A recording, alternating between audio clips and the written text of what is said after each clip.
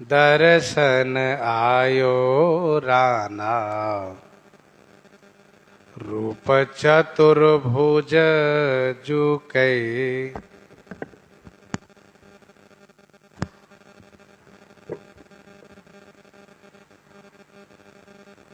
दर्शन आयो राना रूप चतुर्भुज जुको। श्री चतुर्भुज भगवान के दर्शन हेतु राणा जो राजा हैं वे आए। रहे प्रभु पौड़ी हार शीस लपटाए हैं।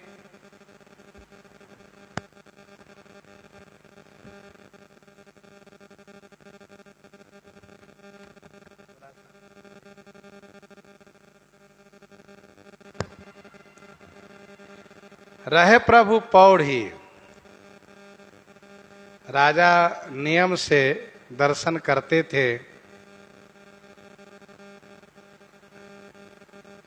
नित्य दर्शन के लिए आया करते थे, लेकिन आज देरी होने से, विलंब होने से पुजारी श्री देवा पंडा जी भगवान को शयन करा दिए। शयन का समय हो गया था और जो माला राजा को पहनाया करते थे, आज उस माला को देवा पंडा पुजारी जी अपने सिर पर धारण कर लिए। सिर पर धारण कर लिए, सिर पर चढ़ा लिए।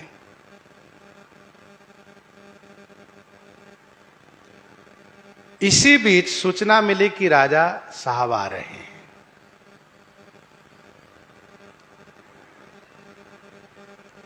बेगी दई उतारी कर लैके गरे डारी दियो। देखी धौरो बार कही धौरे आए आए हैं। बेगी दई उतारी, बेगी माने शीघ्र माला को उतार के रख लिए और राजा साहब के गले में वह माला प्रसाद पहना दिए। उनके एक सेवक ने माला में सफेद केस को देखा तो राजा से चुगली कर दिया।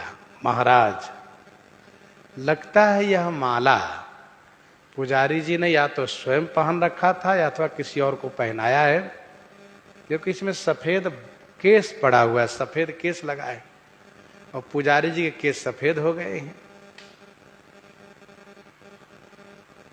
देखी धौरो बार कही धौरो आए। तो राजा ने कहा, क्यों पुजारी जी, भगवान के केस सफेद हो गए? तो इनके मुख से स्वाभाविक रूप से निकल गया, हाँ महाराज।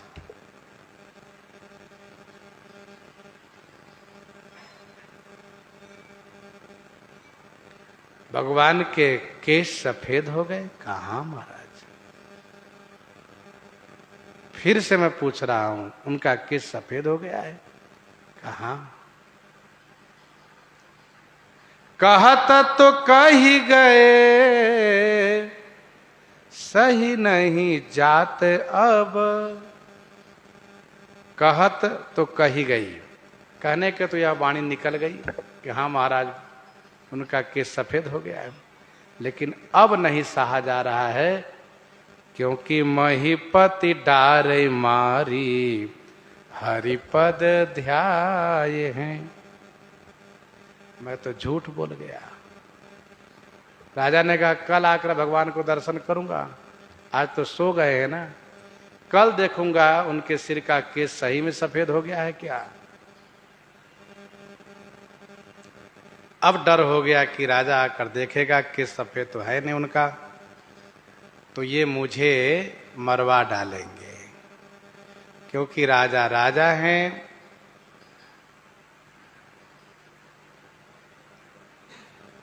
भूप सुसेवित वस नहीं लेखिए। भगवान को ध्यान किए, भगवान से प्रार्थना किए अहो ऋषिकेश करो मेरे लिए शीत केश। अहो ऋषिकेश, आहा, हे ऋषिकेश माने इंद्रियों के स्वामी। आप तो सब जानते हैं और मैं ऐसा मानता हूं कि आपकी प्रेरणा से मेरे मुख से यह वाणी निकल गई कि हाँ, आपका केश सफेद हो गया है। अच्छा, मान लीजिए कि हम अपनी ओर से बोले, फिर भी यह तो मेरी गलती हुई है, लेकिन अब तो राजा मुझे मरवा डालेगा। तो एक काम करिए, मेरे लिए आप केश को सफेद कर लीजिए। अहो ऋषिकेश, ऋषिकेश माने इंद्रियों के स्वामी। मन बुद्धि चित्त अहंकार के प्रेरक श्री अवधेश, नाम बखानत शास्त्र तब याही ते ऋषि केश। उर प्रेरक रघुवंश विभूषण, सुकृत अरुपापी जन प्रेरत पुण्य अरुपाप, भक्त हृदय में बसी सदा करत प्रेरणा आप।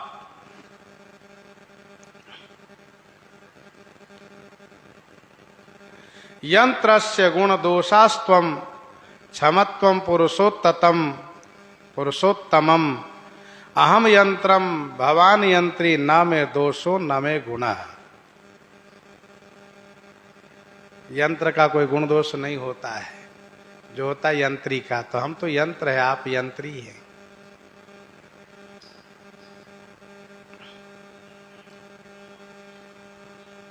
लेसहु न भक्ति कही। देवा पंडा जी ने कहा, मैंने कोई भक्ति की नहीं है, जानो भगति न पूजा। लेकिन आपका यह पुजारी, यह भक्त कल मारा जाएगा। यदि आपको अच्छा लगे तो कोई बात नहीं, अपना केस काला ही रखिए। और यदि आप चाहते हैं कि यह पुजारी बच जाए, मेरा प्राण बचे, तो अपने केस को सफेद कर लीजिए। ये आपके हाथ में है। और ऐसा नहीं कि मैं बहुत बड़ा भक्त हूं, मुझे भक्ति या कोई बल नहीं, केवल आप अपनी कृपा से। प्रभु मैं झूठो अहो पुजारी, प्रभु मैं झूठो अहं पुजारी, सदा सत्य त्रैकालनाथ तुम भक्त वत्सल अभिकारी। पूजा के मिस उदर भरत हूँ, पूजा के मिस उदर भरत हूँ, अति लोलुप अभिचारी। प्रेम नेम एकौ नहीं हम में, प्रेम नेम एकौ नहीं हम में। दीनानाथ खरारी हौ किशोर कच कुंचित में चक, शोभा सिंधु मुरारी। कैसे कहूँ वृद्ध बन जावो, श्वेत केश सिरधारी। देवादेव चतुर्भुज चरणन, परिके कहत पुकारी। जैसी चाहो करो करुणा निधि, सर्वोपरि अधिकारी। प्रभु मैं झूठो अहं पुजारी। बड़े व्याकुल हो गए देवा पंडा जी, तो भगवान की वाणी सुनाई पड़ी, पुजारी जी मैं अपना केस सफेद कर लिया हूं। सचमुच? कहा हाँ। नहीं विश्वास हो, आओ देख लो। तुम तो पुजारी हो, किसी समय आ सकते हो, मेरे पास आओ, देखो मेरा सब केस सफेद हो गया है। ऐसा कहा? कही किए देखो छाए हैं। भगवान ने कहा कि देखो आकर के मेरा सफेद केस कितना अच्छा लग रहा है। मानी राजा त्रास दुख राशि सुंधु बूढ़ियो हूं तो सुन के मिठास वानी मानो फेरी जियो हैं। मानी राजा त्रास, राजा के त्रास माने डर मान करके, दुख राशि सिंधु बूढ़ियो हो तो, दुख के सागर में डूबे हुए थे देवा पंडा जी, लेकिन सुनी के मिठास वानी मानो फेरी जियो है। प्रभु के मीठी वाणी सुन करके से, प्रभु की मीठी वाणी सुन करके मानो प्राण में प्राण आ गया, अर्थात बड़ा संतोष हुआ। प्रभु बचनामृत सुनि न घाऊं तन पुलकित मन अति हर्षाऊं सुनि के मिठास वाणी मानो फेरी जियो है। मंदिर में चल के दर्शन किए, देख लिए। देखे सेत बार जानी कृपा मोया पार करी। देखे सेत बार, जाकर के सफेद केस को देखा, समझ गए कि मेरे ऊपर आहा अपार कृपा आपने की है।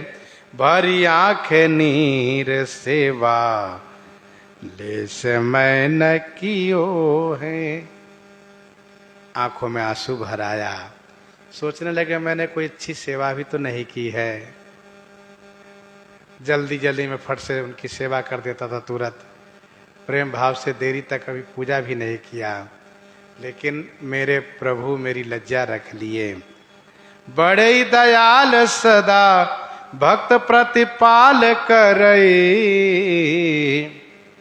बड़े ही दयाल, ये बड़े दयालु हैं। सदा भक्त प्रतिपाल करई, सदा हमेशा भक्तों का प्रतिपालन करते हैं। मैं तो हूं अभक्त, मैं तो अभक्त हूं, भक्त भी ठीक से नहीं बना।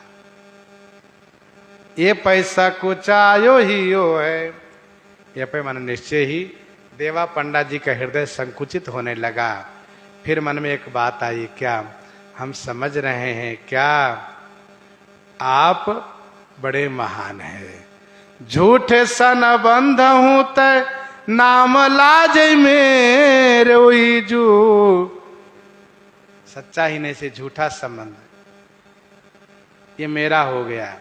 भले वो पूरा माने ना माने, लेकिन झूठे संबंध के नाते आप सोचते हैं कि इसकी लज्जा मेरी लज्जा है।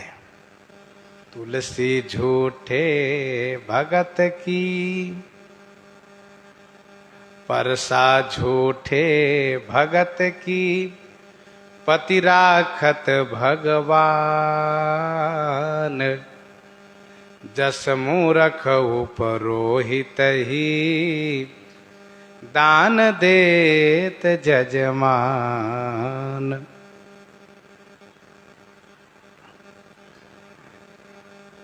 तुलसी झूठे भगत की पति राखत भगवान। स्वामी जी के जीवनी में धनीदास की कथा भी है। जो मूरख उपरोहित ही दान देत जजमान। एक जजमान के उपरोहित पंडित जी जैसे तैसे परिश्रम करके अमरकोश का एक श्लोक याद कर लिए और उसी श्लोक से जजमान के पूजा भी करवा देते हैं। और जैसे भगवान की पूजा करा देते हैं, घर में कोई और मांगलिक कार्य हो, विवाह आदि कर्म करा देते हैं। किसी की मृत्यु हो जाए तो उसका श्राद्ध भी करा देते। एक ही श्लोक से सब कुछ करवाते हैं, क्योंकि एक ही श्लोक उन्होंने याद किया है बहुत मेहनत करके। पढ़े लिखे कम थे, इसलिए एक श्लोक याद कर लिया, जजमानी बनी रहे। इसीलिए जजमान जी भी इनसे खुश रहते थे। इनके पिताजी पूजा कराते थे, अब ये करा रहे हैं। इन्होंने कहा जजमान जी आप हमसे पूजा कराते रहिएगा। कहा ठीक है। एक बार कुछ पंडित लोग आए, ब्राह्मण लोग आए, तो स्वाभाविक है कि ब्राह्मण विद्वानों में आपस में ईर्ष्या होती है, चाहे विद्वान हो ब्राह्मण हो, उनमें ईर्ष्या हो जाती है। तो ब्राह्मणों ने देखा कि ये तो कोरा मूर्ख पंडित है, एक ही श्लोक से सब कर्म कांड करवाता है। तो कहा, जजमान जी आपके पुरोहित जी को तो कुछ नहीं आता है, एक ही श्लोक से सब करवाता है, इसलिए उसको हटा करके दूसरा विद्वान आप पुरोहित बना लीजिए। तब इन्होंने कहा, जजमान जी मैं आपके सभी कर्म कांड अमर कोश के माध्यम से कराता हूं। क्यों? आप जानते हैं आपको अमर होने के लिए, आपके परिवार अमर हो, इसलिए अमर कोश के श्लोक से मैं सब पूजा पाठ करवाता हूं। क्या अमर कोश को छोड़ करके मरने वाला कोश से पूजा पाठ कराऊं? तो जजमान जी हंसने लगे, कहा, पुरोहित जी आप चाहे जिस श्लोक से पूजा पाठ करवाइए, हम आप ही से करवाएंगे और आपके आशीर्वाद हमारे लिए कल्याणकारी है। ये जो कहते हैं इनको कहने दीजिए। तो बेचारे कहने वाले का मुंह छोटा हो गया और वे कुछ कर नहीं पाए। तो कहने का भाव यह है कि ये दोहा प्रसिद्ध है, जो मूर्ख पुरोहित ही दान देत जजमान। भले वो पुरोहित मूर्ख है, लेकिन वो पुरोहित है, वह कुलगुरु है, कुल द्वारा सम्मानित है, इसलिए उनको दान देने से कल्याण होता है, भलाई होती है।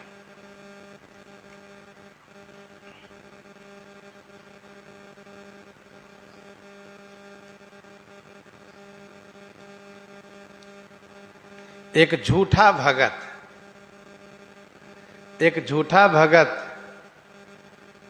वह सच्चा भगत तो नहीं था, पर वह भगवान के नाम लेता था।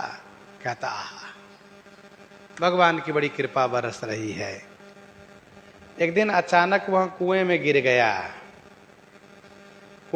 गया तो वह प्रसन्नता प्रकट करना शुरू किया, वहीं कुएं में नाचने लगा, यह कह करके, आहा भगवान के दर्शन हो रहे हैं हमें, कितनी अच्छी इनकी छवि है, जय हो जय हो। इसलिए आपने कुएं में गिरवा लिया जिससे लोग आपको देख न सके। बड़े दयालु हैं आप, बहुत अच्छा, मैं तो कुएं में ही रहूंगा, बहुत सुंदर है।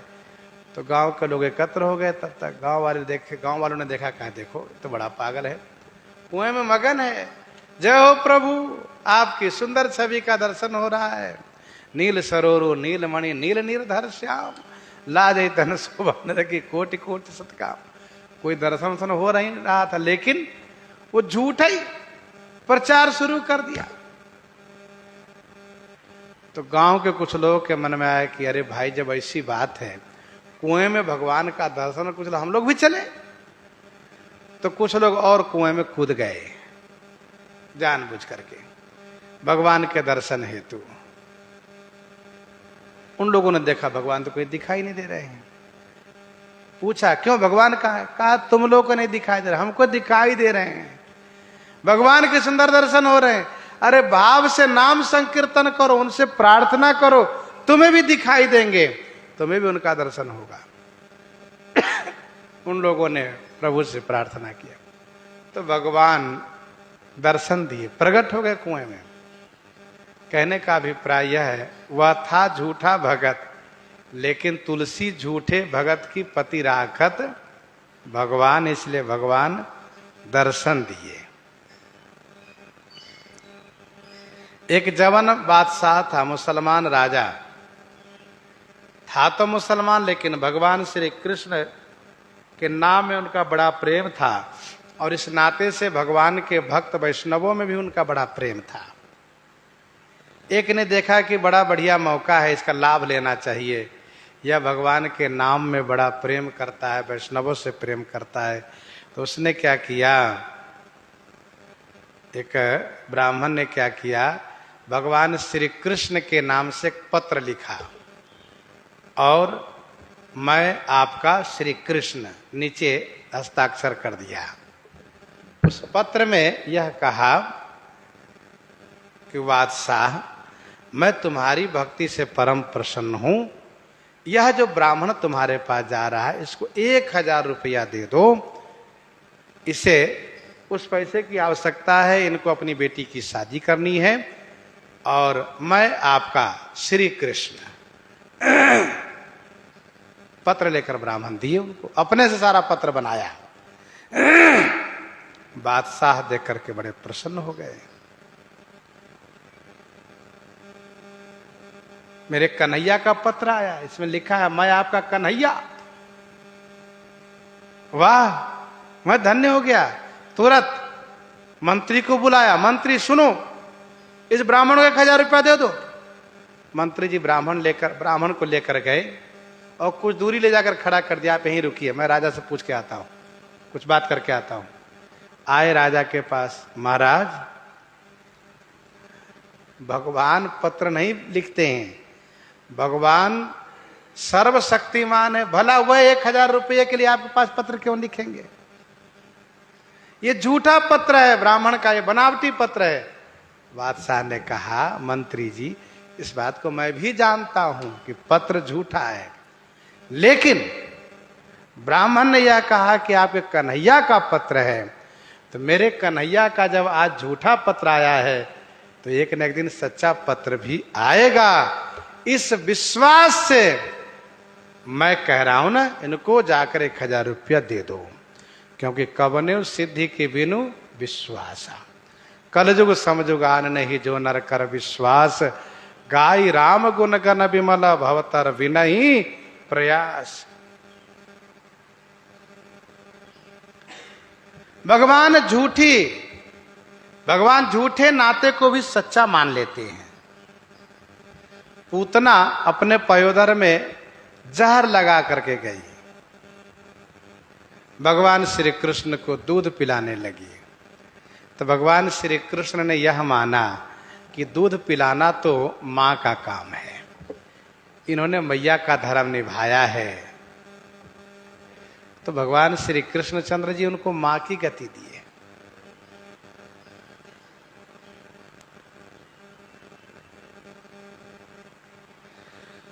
तो तुलसी झूठे भगत की पति राखत भगवान, जो मूर्ख उपरोई थी दान देत जजमान।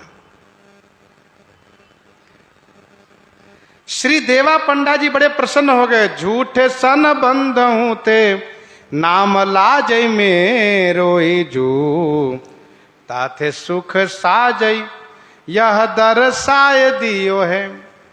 अपने झूठे संबंध को भी लाज रखने के लिए ठाकुर जी यह साज सज लिए हैं, अपने केस को सफेद कर लिए हैं। आपकी इस अहेतुकी कृपा की मैं बलिहारी हूं, आपकी जय हो। तो देवा पंडा प्रसन्न है, प्रतीक्षा है राजा की, राजा आवे। तो राजा जो आते हैं आगे जो चरित्र आगे श्रवण करेंगे, इन्हीं के साथ आज सीताराम सीताराम सीताराम सीताराम।